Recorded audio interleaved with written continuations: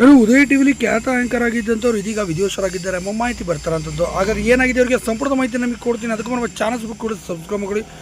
ಇನ್ನು ಅತಿ ದೊಡ್ಡ ಆ್ಯಂಕರ್ ಆಗಿ ಕನ್ನಡದಲ್ಲಿ ಸ್ಪಷ್ಟವಾಗಿ ಮಾತಾಡ್ತಿದ್ದಂಥ ಈ ನಟ ಮುಂಜಾನೆ 5:30 ಸುಮಾರಿನಲ್ಲಿ ನಿದ್ದೆ ಬಂಪರ್ನಲ್ಲಿ ಲಾರಿಗೆ ಹೊಡೆದು ಕೊನೆ ಸೆಳೆದಿದ್ದಾರೆ. ಸ್ಥಳದಲ್ಲಿ 3 ಜೊತೆ ಕೂಡ ಕೊನೆ ಸೆಳೆದಿದ್ದಾರೆ. ಹಾಗಾದ್ರೆ ಯಾರು ಇವರು ಅಂತ ನೋಡ್ತಾ ಬಂದು ಇವರು ಬೇರೆ ಯಾರಲ್ಲ, ಉದಯ ಟಿವಿಲಿ 10 ವರ್ಷಗಳ ಆ್ಯಂಕರ್ ಆಗಿದ್ದಂಥ ಚಂದನ್ ಅವರು.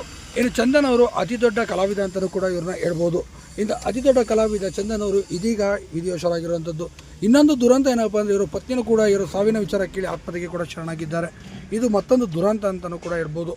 ಹೌದು, ಚಂದನ್ ಅವರು ಸುಮಾರು ಉದಯ ಟಿವಿಯಲ್ಲಿ ಕೂಡ ಮತ್ತು ಡಿ ಚಂದನದಲ್ಲೂ ಕೂಡ ಕೆಲಸ ಮಾಡಿದ್ದರು. ಭಾಳ ದೊಡ್ಡ ಅನುಭವವನ್ನು ಕೂಡ ಹೊಂದಿರುವಂಥ ಅದ್ಭುತವಾದಂಥ ಕಲಾವಿದ. ಇಂಥ ಅದ್ಭುತವಾದ ಕಲಾವಿದ ಇದೀಗ ನಿಧನರಾಗಿದ್ದಾರೆ.